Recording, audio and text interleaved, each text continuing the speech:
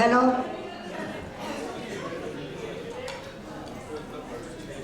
I want to thank you all for coming here today and celebrating Barun's life. I also want to thank each of you for the support you have given us in this difficult time of our life. Barun was a passionate music lover and writer. We will watch some of his songs and read some stories he has written. After that, we will welcome you to share any words, poems or songs in Barun's honor. The first song I want to share is a Qawwali. He liked this Qawwali very much and he sang it many times. The one recording which I am going to share today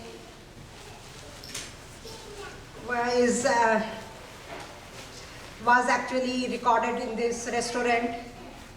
Barun was organizing a Sangeet club which met once a month. Some of you were regular members and attended regularly, and some of you have participated one time or the other.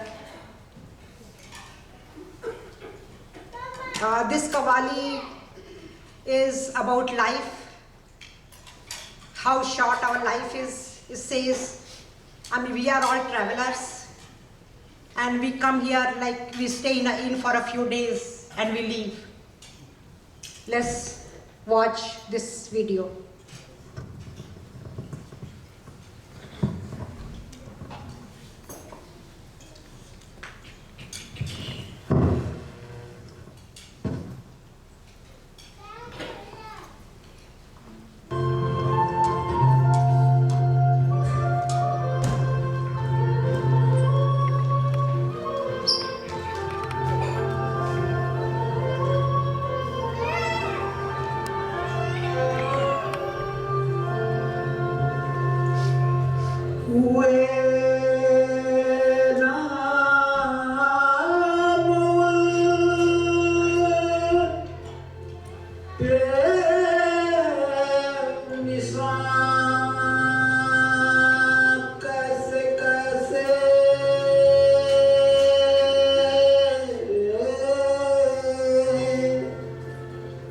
ज़मीं खा गई नौजवान कैसे कैसे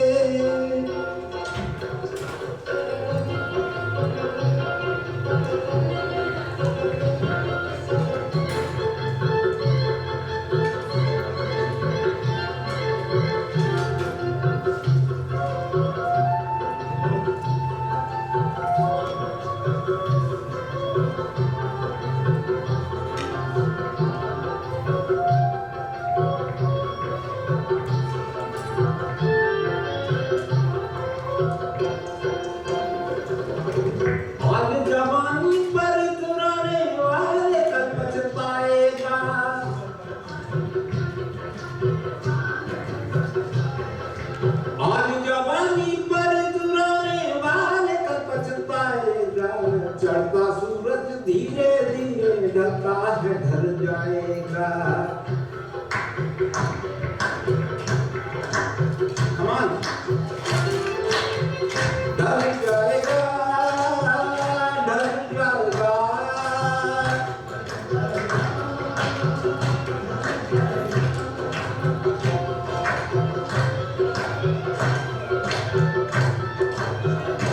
कलारी और कीर्तन में सबको मिलना चाहिए Everybody should participate.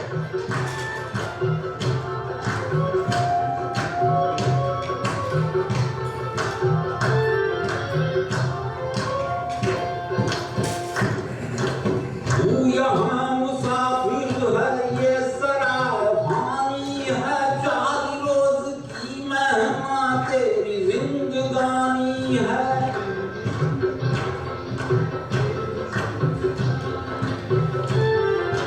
जल जमीन जर जेवर कुछ न साथ जाएगा खाली हाथ आया है खाली हाथ जाएगा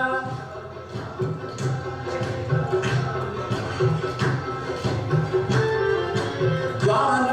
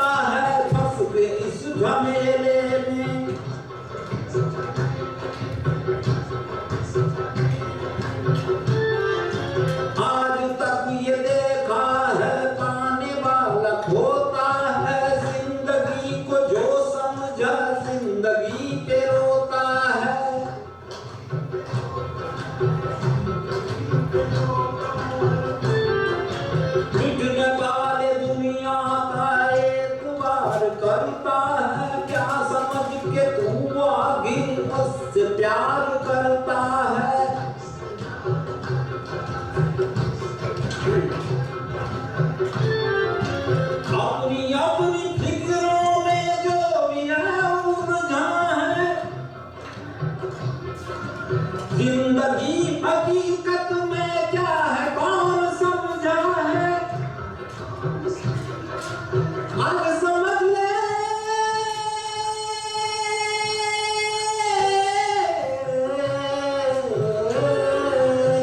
आज समझ ले कल ये मौका हाथ तेरे आएगा, वो गफलत के नींद में सोने वाले धोखा खाएगा।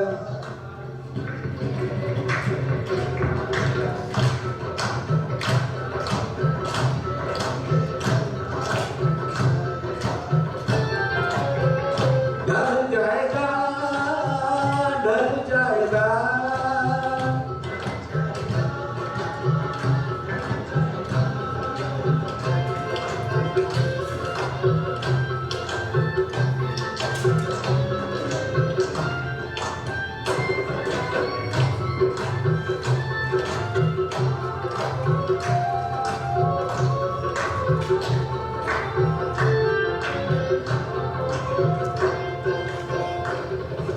मौत ने जमाने को ये सना दिखा डाला, कैसे कैसे रुस्तम को खाक में मिला डाला।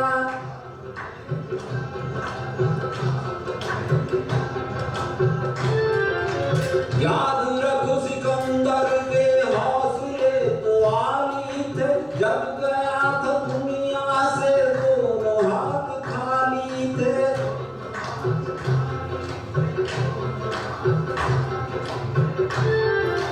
अब न वो बलातू है, अब न उसके साथी है, जंग जू पारस है, अब न उसके हाथी है।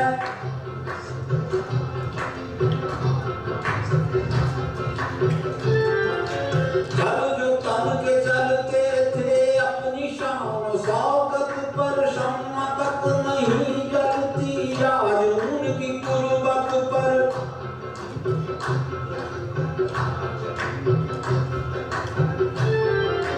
अब न हो या आला हो सबको लौट जाना है,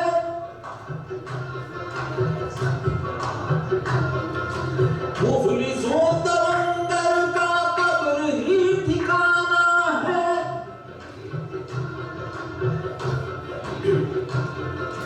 जैसी करनी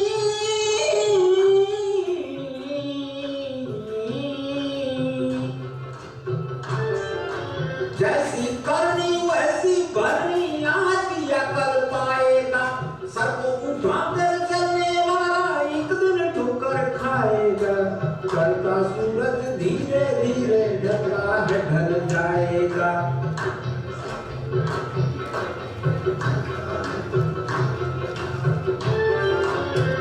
ढल जाएगा ढल जाएगा।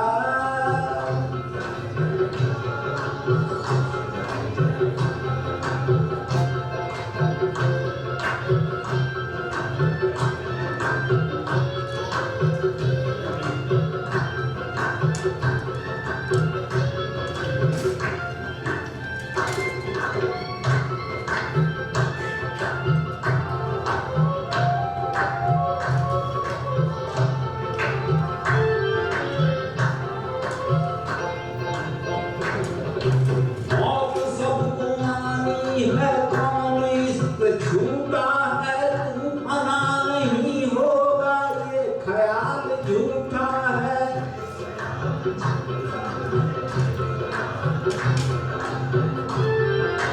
सांस फूटते ही सब रिश्ते छूट जाएंगे, बाप माँ बहन बीवी बच्चे छूट जाएंगे।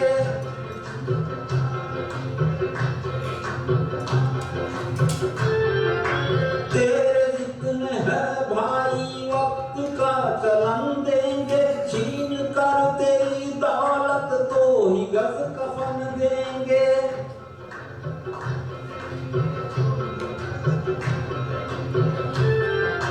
जिनको अपना कहता है कब ये तेरे साथी है, कब्र है तेरी मंजिल और ये बराती है।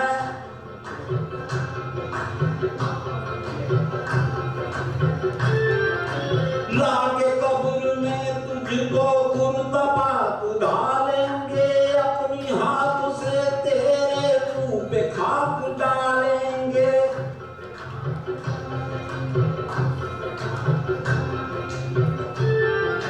तेरे सारी उल्फत को खाक में मिला देंगे, तेरे चाहने वाले कल तुझे भुला देंगे।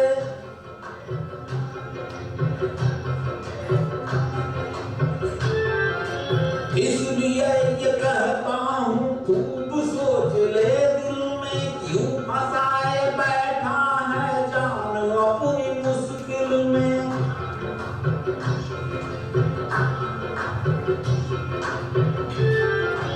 कर गुनाहों से तौबा, आगे कद संभल जाए।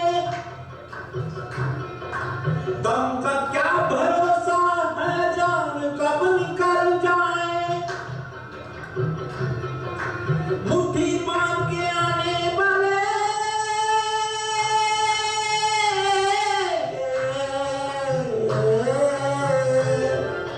मुट्ठी बांध के आने वाले हाथ पसारे जाएगा। बदौलत जाहिर से तूने क्या पाया क्या पाएगा। चढ़ता सूरज धीरे धीरे ढलता है ढल जाएगा। चढ़ता सूरज धीरे धीरे ढलता है ढल जाएगा। ढल जाएगा, ढल जाएगा, ढल जाएगा, ढल जाएगा। ये कव्वाली मेरा बहुत प्यारा है, बहुत पुराना, बहुत प्यारा कव्वाली है।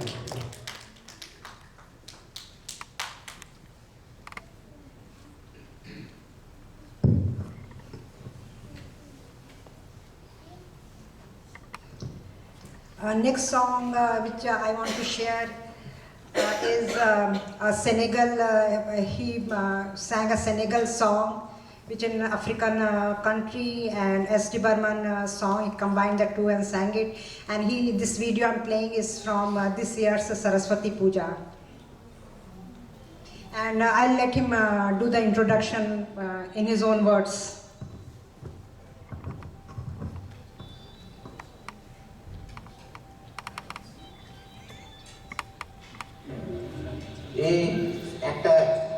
What he did was he picked up a famous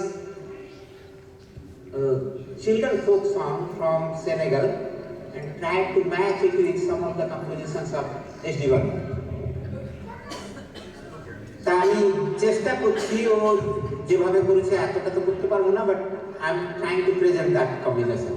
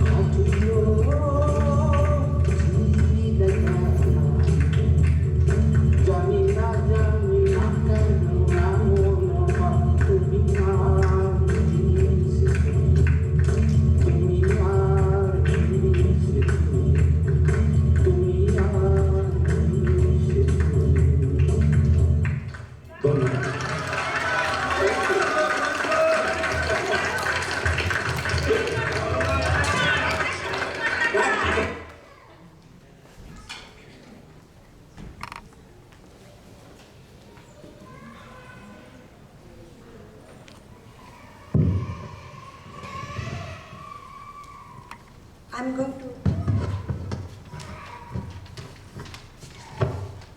going to read one of his writings now.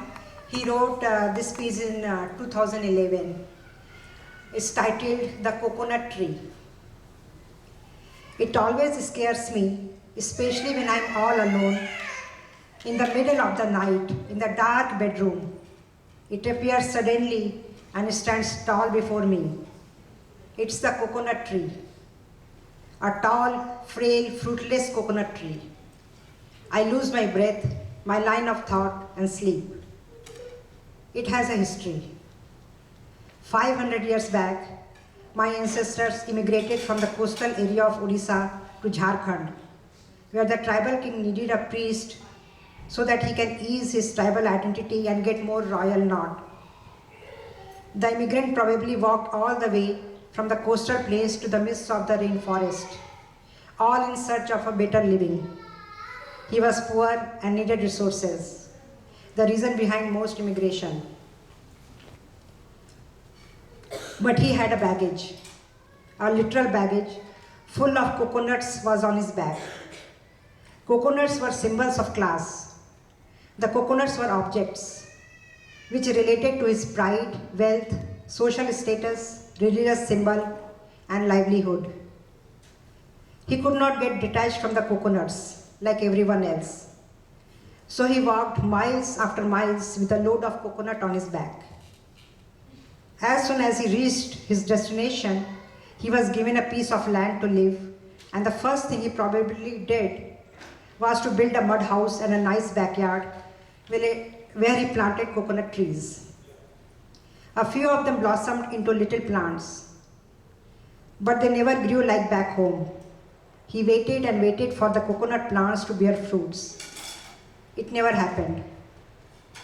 After 500 years, our house has grown bigger and modernized. Our festivals have changed. Our food has aligned with the food of the local tribal societies. Our drums, music, language, even clothing, everything related to the way we live. Everything related to the way we live has changed. But in our backyard, the tall, frail, erect, fruitless coconut trees prevailed even today. They never bear any fruits, and family members take turns to put salt on the soil, without which they will die. They stand tall and fruitless, depicting the heritage, the origin of that lone immigrant.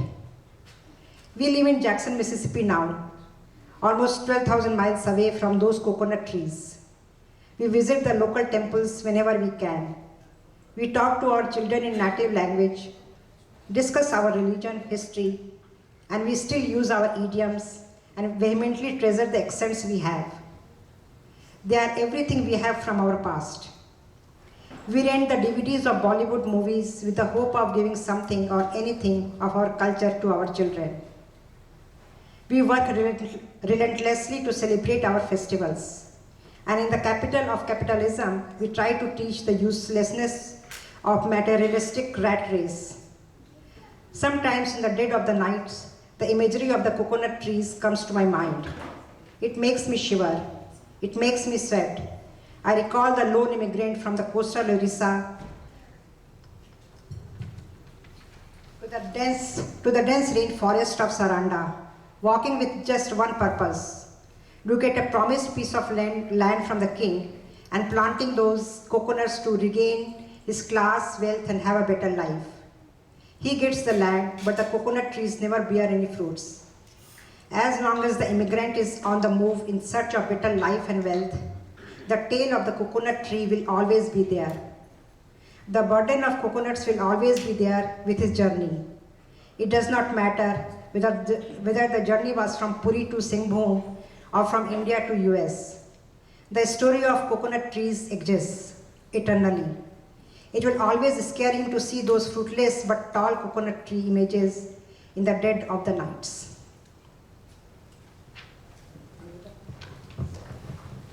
Monica will share something.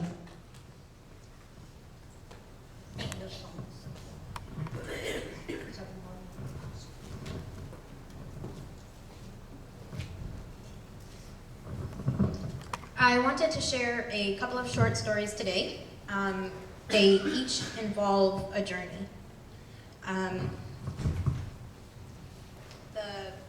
The first occurred in 1988. It happened in India. My parents had just moved to New York City, and my dad's own father had just passed away. And this is his writing. He wrote this, I believe, in 2011.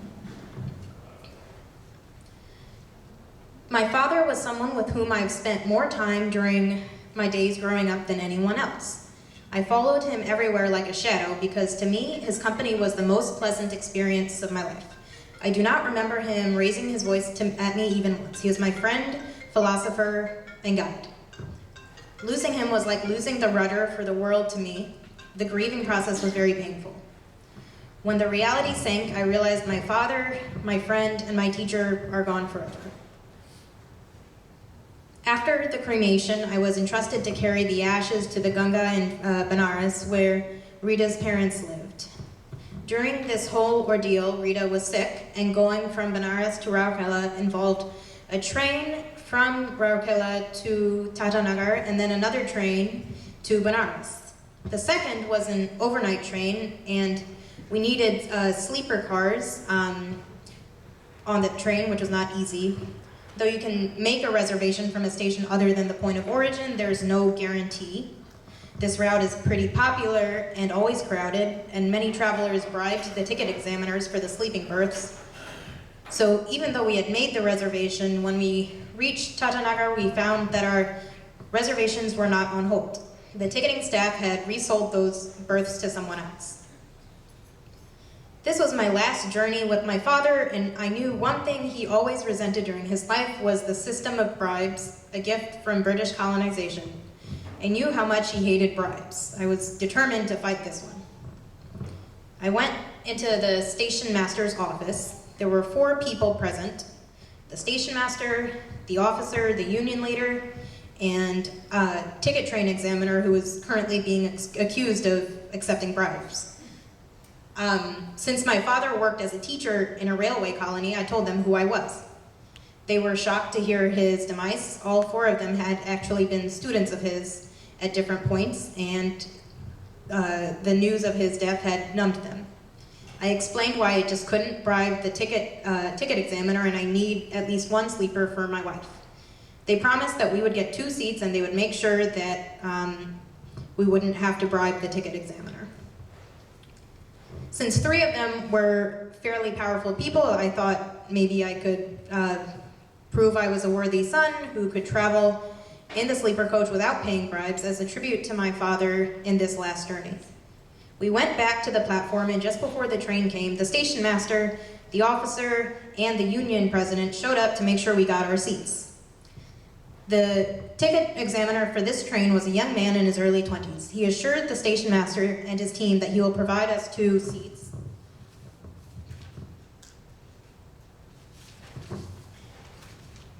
And he will not create any trouble. Everyone was happy. I thanked the station master and his team, and we boarded the train. We did not get the berths immediately. The TTE had no plans of giving us the seats without the bribes, so he vanished. We got an entry to the sleeper coach, and that was it. And looking at Rita, I was feeling guilty as we got closer to night. I rationalized that even though I wanted to practice this austerity, there's no reason that she should go through this ordeal. I took out 500 rupees, handed it over to the examiner as soon as I found him. I asked him to provide us a berth. The going rate for a berth was 100 rupees, so he gladly obliged. Rita settled on her berth and went to sleep since she was sick and very tired. I sat in the alley near the train bathroom, on top of my luggage, and I don't remember closing my eyes to take a nap, but around 2 a.m. there was a tap on my shoulder. It was the TTE, and he told me that for another 100 rupees he can provide me a berth adjacent to hers. I declined. The TTE was surprised. I had no problem overpaying for 1 berth, and I'm declining the second one at an 80% discount. But for him, there are no more customers. A vacant berth does not pay for his bribe, so he just wanted to trade it with humanity and said, okay, just go and sleep. I will assume he paid 500 rupees for 2 births. I declined again. I didn't need a birth. I couldn't really sleep. The birth would be useless and it would make me feel guilty. Here I was with the ideals of my late father. I was able to cling to him. It was more comfortable. The TTE insisted, and I took out the little bag of ashes. I told him what is preventing me from taking the birth. He started with the usual logic, how his salary is too low to take care for the 2 kids he is sending to English medium schools, and he's taking this immoral money to make sure their future is secured. This logic is also a gift from the British.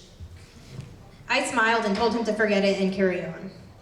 The TTE was not sure what to do next. He then took out the 500 rupees and tried to return it to me, which I declined again. While we were playing this game, my destination came and all he could do was help me get my luggage down and bid me goodbye with a sad expression. I really like the story for a number of reasons. One, I think I just appreciated the tension between my dad and this TTE, who he's also a father, and my dad is trying to honor his father and just the relationship there. And him trying to balance, trying to take care of himself and his ideas of what's right, and also take care of his wife. We're going to India in December, and we will also be taking the ashes to Benares, and part of the journey will also be an overnight train. So I'm also looking forward to that. I'd also like to share one short story about, my dad wrote this describing the day I was born and how he thought about his father that day. I was born in 1991 and his father passed away in 1988. So I never got to meet him, but I remember from when even I was very young, how much my dad talked about his father and just how much he loved him and wanted to share that with me. My father instilled total freedom in me. That is probably the best thing I got from him, a true attachment to freedom. He was free in many ways and made sure I practiced it in my life. When he passed away in 1988, I lost my best friend, my mentor, and my role model. I still grieve that loss. 3 years later, I still remember when my daughter Monica was born, and the first thing which came to my mind was my father's smiling face. Rita and our daughter were released from the hospital around 5 p.m., and I headed back to pick them up. There was a strange feeling in me which I just could not control. I was driving around the little town aimlessly and was thinking about my father. The little things like going to the forest for collecting mushrooms or walking from one end of Kharagpur to another to listen to Chaitanya Charitamrita, reading and enjoying poetries together, and many, many other things. It was an uneasy combination of thoughts. The happiness and amazing gift of my daughter and the loss of my father both stirred in my mind, kept me driving around aimlessly. There is never an end to the grieving process of a dear one, especially when someone loses a parent. Not long ago, Monica wanted to present me with a book and asked if I wanted to read it. I told her I've already read it. Almost 40 years back, my father presented me the same book. She was surprised by the coincidence because it is not a famous book. But in many aspects, we get the gift of children, and somehow they lessen the burden of grief so that we can carry on our life's duties and responsibilities, though we never stop grieving.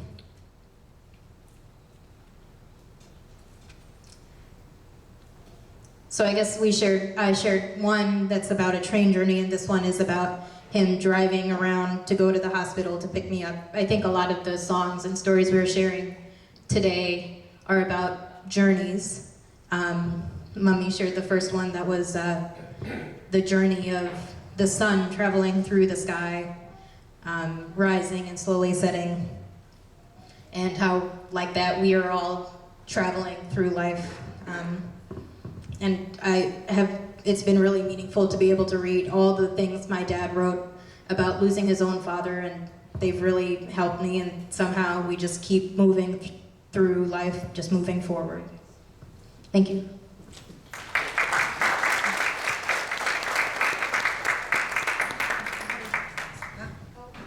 What?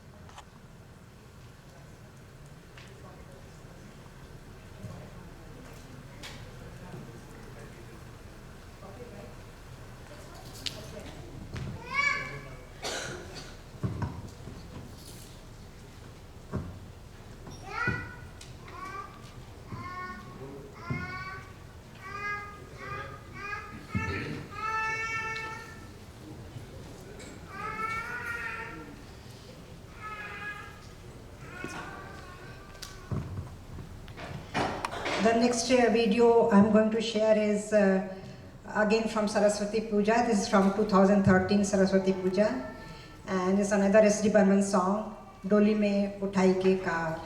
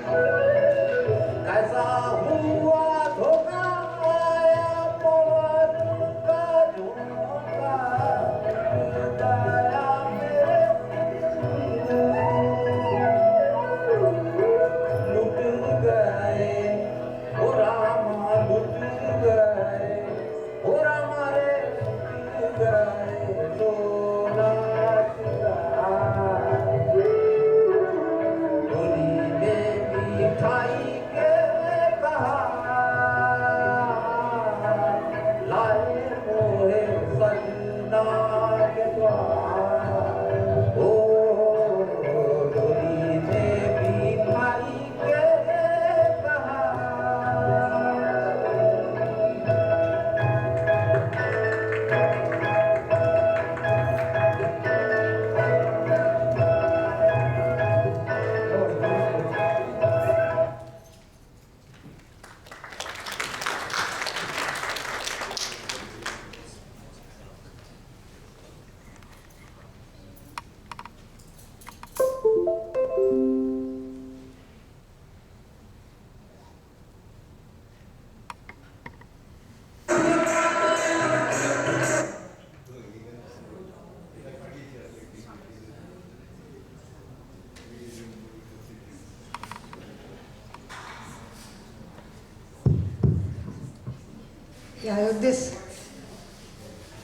This song is for from International Mother Language Day. Several years ago, I'm not sure of which year it was. I want to share that one.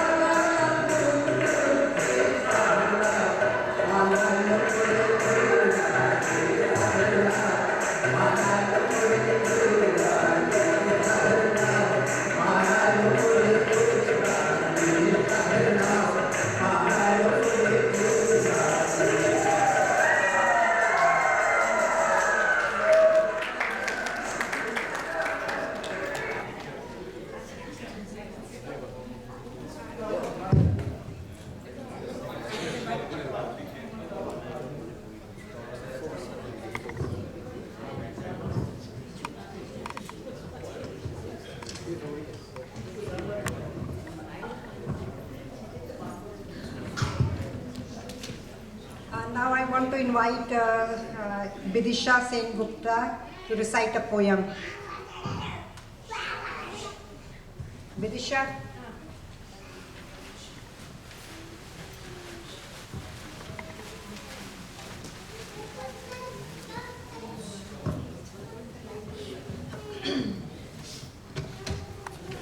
Good evening, everybody.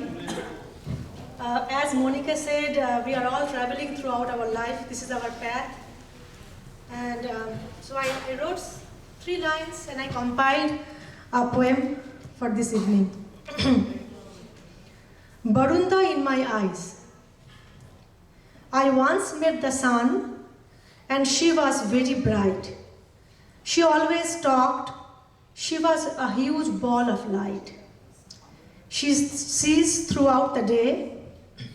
And when I thought she was done talking, she suddenly had more to say.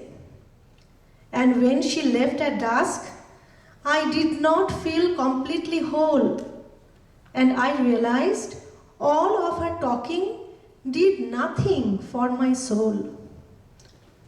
I once met the moon and she was very calm. She looked at me as if she knew the secrets that I held in my palm.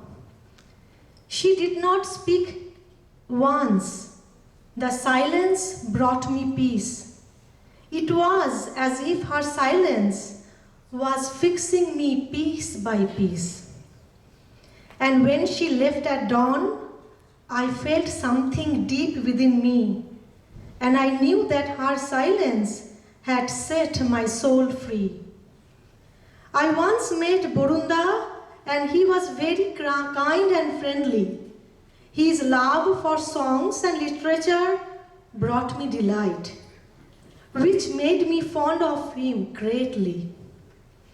With time, we grew close with his family and him, observed the broad and vastness of his knowledge, his moral views and respect for life and mankind carried him far beyond his time, and I hereby pay my immense homage. I like to sing one song from Tagore for this ceremony. আমায় ক্ষমো হে ক্ষমো নমো হে নমো তোমায় sorry হে নিরূপম নিত্য রসে চিত্ত মম উছল হয়ে বাজে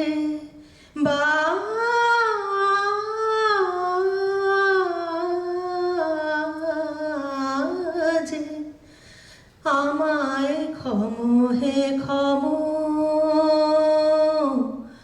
নমো হে নমো